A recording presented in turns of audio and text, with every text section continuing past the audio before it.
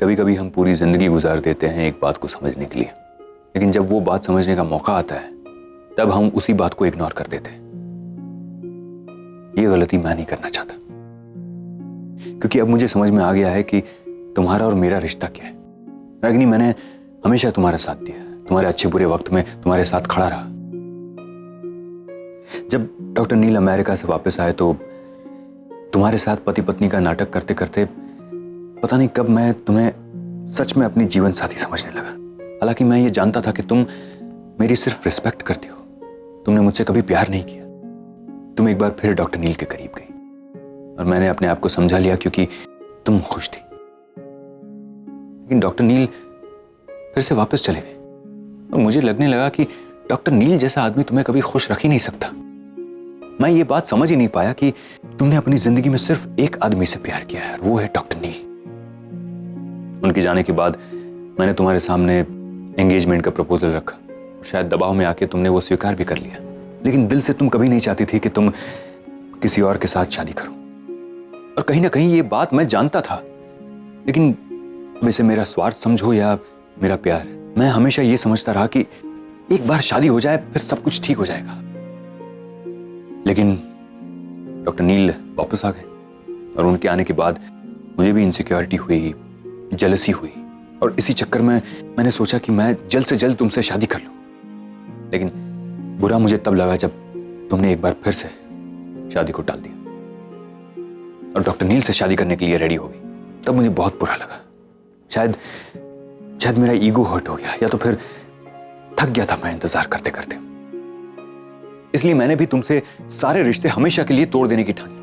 लेकिन बाद में जब मुझे पता चला कि ये महज एक कॉन्ट्रैक्ट मैरिज है, तो मुझे लगा कि तुमने शायद फिर से एक बार अपने बच्चों के लिए सैक्रिफाइस किया है। लेकिन यहां आने के बाद जब मैंने देखा तो पहली बार मैंने तुम्हारे चेहरे पर वो खुशी महसूस की जो एक शादीशुदा औरत के चेहरे पर होती।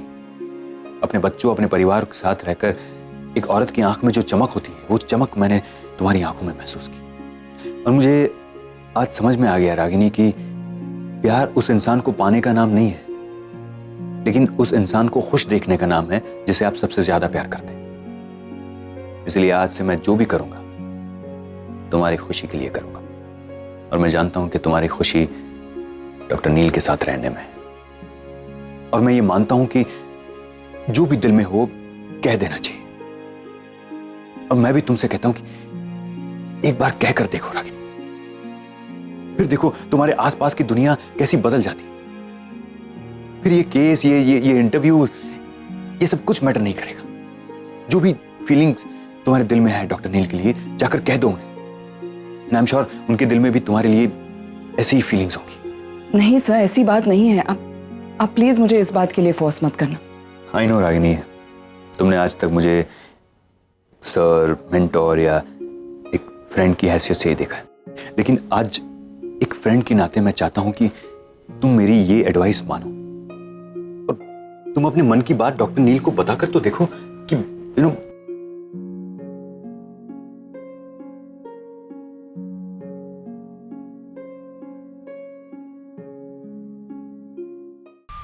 निवेदिता है ना, उसके पास एक ऑडियो क्लिप है। शादी के दौरान जब वो वहां पे आई थी तब मैंने और नील ने उससे बात करने की कोशिश की थी।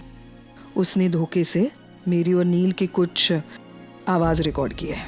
उसमें नील ने उसे कहा है कि उसके और रागिनी के बीच में कॉन्ट्रैक्ट मैरिज हो रही है।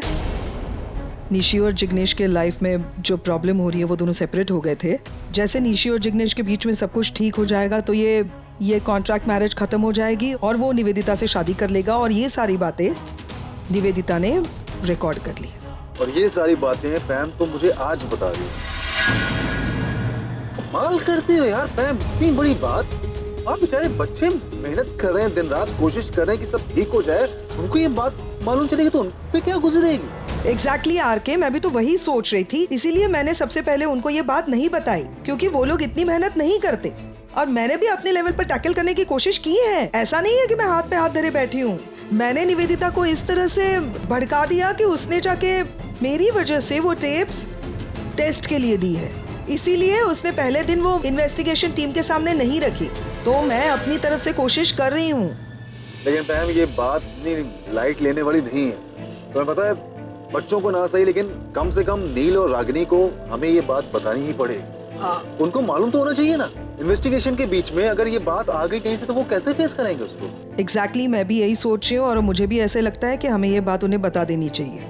मुझसे तो कोई सोल्यूशन निकल नहीं रहा है, मेरे ख्याल से वही लोग सोल्यूशन निकाल देंगे। डॉक्टर अमन, आप यहाँ मेरे मतलब रागिनी के बेडरूम में क्या कर रहे हैं? बातें मतलब मैं बाहर बच्चों को मिलने आया था। बच्चों को मिलने आए थे तो यहाँ?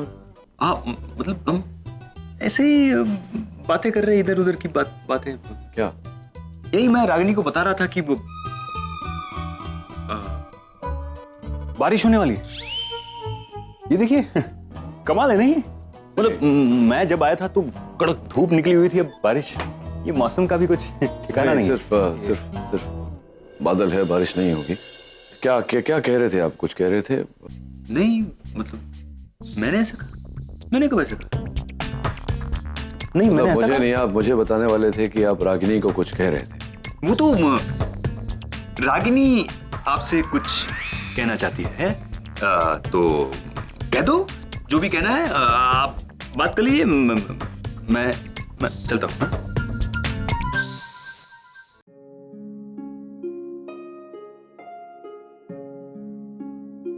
लंदन घूम के आ गए लेकिन सुधरे नहीं है। क्या कह रहे थे डॉक्टर अमन? अभी भी बहकी बहकी बातें करते हैं। क्या बताना चाह रहे थे? कह रहे थे तुम कुछ बताना चाहती हो। एक्चुअली वो इस इन्वेस्टिगेशन में हमारी मदद करना चाहते हैं, इसलिए इंटरव्यू में जो भी सवाल पूछे जाएंगे उसकी लिस्ट लेकर आए थे हमारे लिए। कहीं ऐसा तो नहीं कि गेम खेल रहे हैं कोई हमारे साथ? गेम खेलना इन्हें आता ही नहीं है। बहुत ही सीधे और सच्चे इंसान है, जो सही लगता है बस वही करते हैं। ये इस इन्वेस्टिगेशन में निवेदिता का साथ देना सही लगा था उन्हें? वो निवेदिता के साथ कभी थे ही नहीं। वो यूएस गए थे अपने हॉस्पिटल के किसी काम के लिए। वहाँ उनकी मुलाकात इस इन्वेस्टिगेशन टीम के साथ हो गई और उन्होंने इन्हें इंक्लूड कर लिया अपने साथ, क्योंकि वो जानते थे कि तुम उनके हॉस्पिटल में काम कर चुके थे। सो वो प्रोफेशनल लेवल पर निवेदिता के साथ है, लेकिन as a friend personal level पर वो हमारी हेल्प कर रहे हैं। श्योर कोई और कारण नहीं था डॉक्टर अमन के सब करने की? और क्या वजह हो सकती है? लुक नचिकेत, डॉक्टर अमन सिर्फ मेरे दोस्त है, मेरे मेंटोर है और मेरे गाइड है। इससे ज्यादा ना वो कभी मेरे लिए कुछ थे और ना ही होंगे। ये तो मैं जानता हूँ, सोच रहा हूँ कि फिर इस तरह नर्वस होकर भाग क्यों गए? शायद डरते हैं तुमसे। उतने डरते हैं?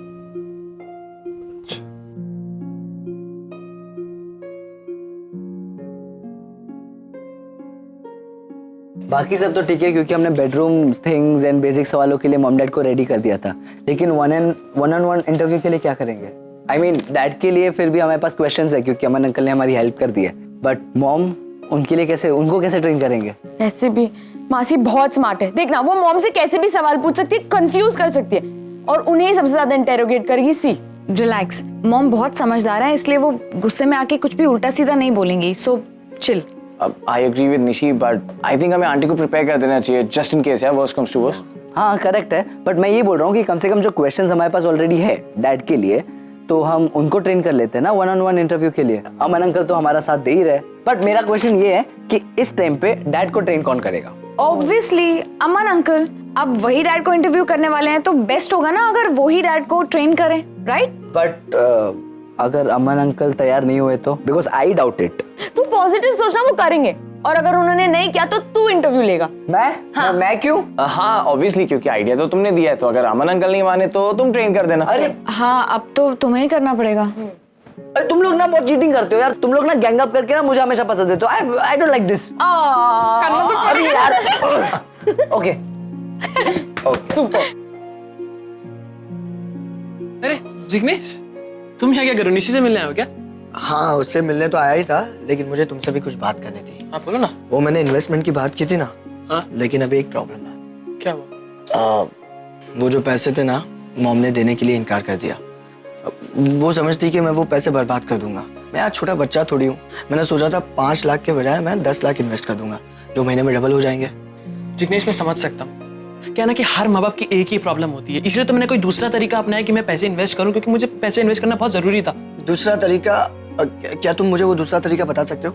देखो मुझे भी अपने आप को प्रूव करना है। देखो अब तुम मेरे बहुत अच्छे फ्रेंड बन चुके हो और मुझे तुम पे पूरा भरोसा है। प्लीज मुझे भी वो तरीका बताओ। सॉरी, लेकिन मैं तुम्हें उस बारे में नहीं बता सकता, क्योंकि डिस्कस करके कोई फायदा नहीं है, तुम उसको नहीं अपना सकते बेसिकली। एंड जिग्नेश, मैं तुम्हारी प्रॉब्लम समझ सकता हूँ, लेकिन अगर तुम खुद अपना रास्ता नहीं चुन पा रहे हो तो पैसे इन्वेस्ट ना ही करो, ये बेटर रहेगा तुम्हारे लिए। ठीक है ठीक है ठीक है आरव, अगर तुम मुझे अगर वो नहीं बता सकते हो कोई बात नहीं, तो कुछ तो बता सकते हो। देखो यार मुझे भी अपने आप को प्रूव करना, कुछ तो होगा।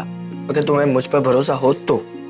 जिग्नेश, बात भरोसे की नहीं है, बात उस प्रॉमिस की है जो मैंने अपने आप से किया है। हाँ, मैं तुमको बता भी दूंगा तो तुमको यही लगेगा कि मेरा रास्ता गलत है। हाँ, मेरा रास्ता जरूर गलत हो सकता है, लेकिन मेरी इंटेंशन बिल्कुल गलत नहीं है। जिग्नेश, मैं तुम्हारी प्रॉब्लम समझ सकता हूँ, लेकिन प्लीज मेरी प्रॉब्लम समझने की कोशिश करो। हाँ, और मैंने तुमको प्रॉमिस किया तो है कि जैसे ही मेरे पैसे डबल हो जाएंगे मैं सबसे पहले आके तुमको बताऊंगा। एंड आई प्रॉमिस, मैं तुमको ही बताऊंगा। लेकिन इस टाइम मैं तुम्हारी कोई हेल्प नहीं कर सकता, प्लीज मुझे समझने की कोशिश करो। सॉरी।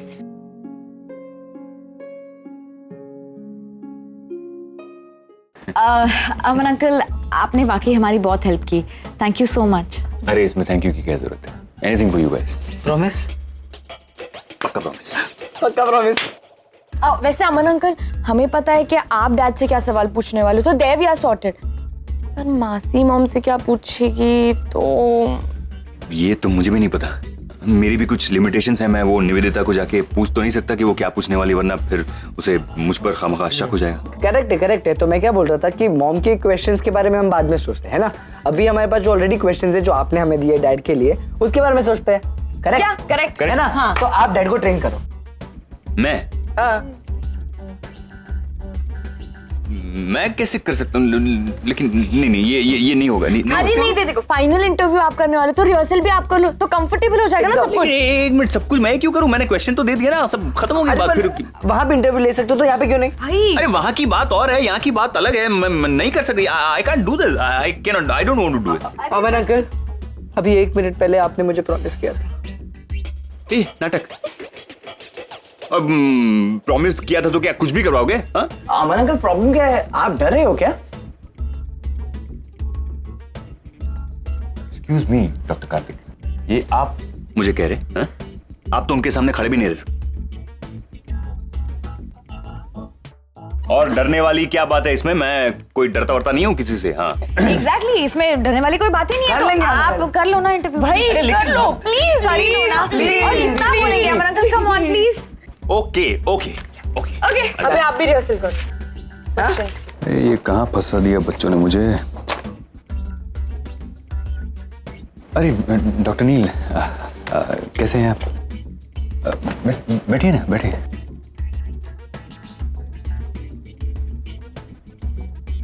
तो आपको तो पता ही होगा कि बच्चों ने आपको यहाँ... बच्चों ने मुझे भेजा, कहा कि आप मेरा इंटरव्यू लेने वाले हैं। पूछिए। हाँ पूछ रहा हूँ। इस तरह कूट के टैलेंट भरा हुआ है आप में। थैंक। हाँ, कागज उल्टा पकड़ा हुआ है आपने, उल्टे सवाल पढ़ के आप मुझे पूछेंगे। एनीवे, तो हम शुरू करें? हाँ शुरू करें। तो आप रागिनी को पहली बार कब और कहाँ मिले थे? इसका क्या लेना देना है आपके केस के साथ डॉक्टर अमन? कि पहली बार मैं कब मिला था रागिनी से, मतलब आपका केस तो अभी हमारी जिंदगी कैसे व्यतीत हो रही है उस पर है। पहली बार इतने सालों पहले पहली बार कब मिला था, उसका क्या लेना देना है बताइए ना। बाकी भी जो आपके प्रश्न हैं वो भी कुछ ऐसे ही बेतुके होंगे। कहाँ गए थे घूमने? अरे यार, अब इसमें तो सारे सवाल ही इनकी पास्ट लाइफ से जुड़े हुए हैं। अब क्या करूं? एक काम करता हूं, अपने मन से ही कुछ सवाल बना के पूछ लेता हूं। दूसरा सवाल, तो आप ये बताइए कि रागिनी की ऐसी कौन सी आदत है जो पहले आपको पसंद नहीं थी लेकिन अभी आपको पसंद आने लगी है? ऐसी रागिनी की कौन सी आदत है जो मुझे पहले पसंद नहीं थी लेकिन अब पसंद आने लगी है? बहुत सिंपल प्रश्न है आपका, इसका उत्तर तो मैं दे ही दूंगा। लेकिन पहले आप मेरे एक प्रश्न का उत्तर दीजिए कि अगर मैंने आपके प्रश्न का उत्तर दिया तो आपको कैसे पता चलेगा कि मैं सच बोल रहा हूं या झूठ? मतलब क्योंकि तब तो आप जानते नहीं थे कि मुझे उसकी कौन सी आदत पसंद है या कौन सी आदत पसंद नहीं। तो तो अब कैसे जानेंगे कि अब वो आदत पसंद नहीं है या अब वो आदत पसंद है? You know what I am saying doctor Raman, कि कोई शंका है आपके मन में कि क्या हम ऐसे खड़े होते हैं साथ में तो पति पत्नी नहीं दिखते हैं, आपको नजर नहीं आते हैं? मैं आपके हर सवाल का जवाब दूंगा, लेकिन आपको पता कैसे चलेगा कि मैं सच बोल रहा हूं या झूठ? क्योंकि ये बात तो मेरे सिवा इस दुनिया में और कोई नहीं जानता। और फिर हम दोनों के बीच में जो रिश्ता है, जो प्यार है या नहीं है, उसे कैसे मापेंगे आप? कोई तो एक बैरोमीटर, एक मापदंड आपके पास होना चाहिए। है नहीं मतलब वो सवाल इसमें लिखा है, इसमें तो नहीं, लेकिन फिर आप पूछेंगे कि उस समय जब आप मिले थे तो रागिनी ने कौन सी साड़ी पहनी थी, रागिनी को आप पूछेंगे कि मैंने कौन से रंग का कमीज पहना था, वो चाहे लाल साड़ी पहनी हो या हरी या नीली या कोई भी, मैंने सफेद शर्ट पहना हो या काला, उससे रिश्ते पर क्या असर पड़ता है? एक मिनट डॉक्टर नील, आप मेरा इंटरव्यू ले रहे हैं या मैं आपका इंटरव्यू ले रहा हूँ? नहीं, ले तो आप रहे हैं। तो फिर आप मेरे सवालों का जवाब दीजिए ना। आप मुझे सवाल पे सवाल पूछे जा रहे हैं। आप मुझे बताइए कि आपने लास्ट टाइम रागिनी को आई लव यू कब बोला था?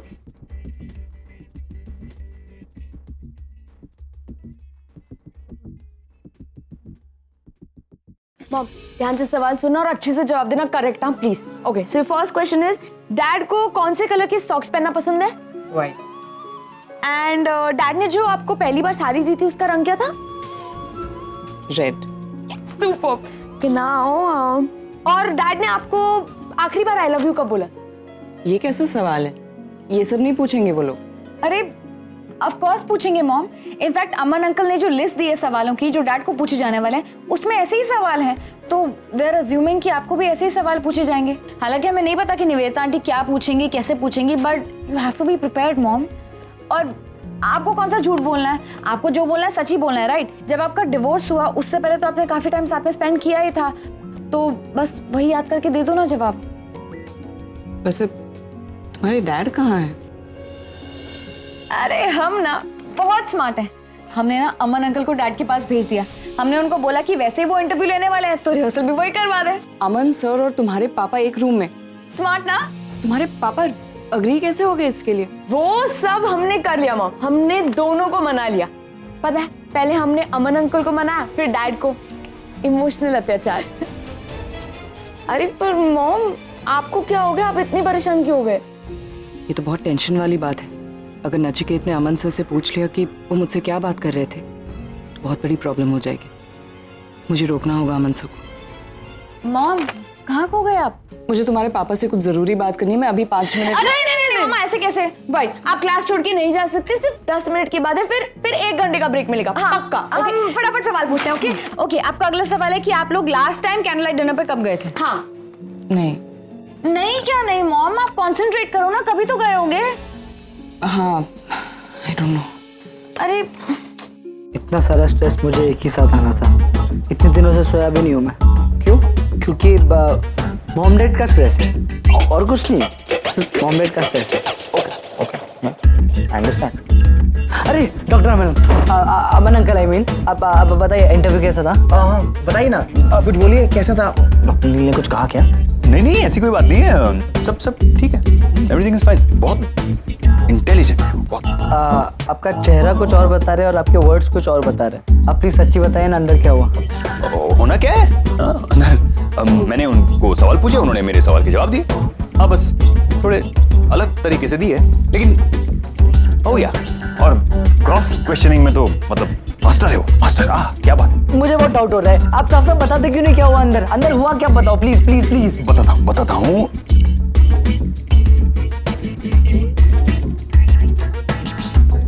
लेकिन मैं भी कुछ कम नहीं हूँ। मतलब वो अगर डॉक्टर है तो मैं भी डॉक्टर हूँ। मैंने उनको मतलब लास्ट में ऐसा सवाल पूछा क्योंकि बोलती मत। अच्छा क्या था सवाल? मैंने उनसे पूछा कि उन्होंने रागिनी को आखिरी बार आई लव यू कब बोला था। वो आपने डॉक्टर नील से सीधा ही पूछ लिया? इफ यू डोंट माइंड, उन्होंने क्या कहा? वापस चुप हो गए, मेरे को टेंशन हो रहा है। नहीं, उन्होंने कहा कि मेरे और रागिनी के रिश्ते में शब्दों के जरिए प्यार जताने की जरूरत नहीं है। हम दोनों के बीच प्यार का एहसास ही काफी है। हम दोनों एक दूसरे की जिस तरह से केयर करते हैं वही अपने आप में एक प्रमाण है कि हम दोनों एक दूसरे से प्यार करते हैं। एक दूसरे के लिए बने हैं और जिंदगी भर एक साथ रहने वाले हैं। हमें ये सब फॉर्मेलिटीज की जरूरत नहीं है और ना ही हम किसी को कुछ प्रूव करना चाहते हैं। यही कहा।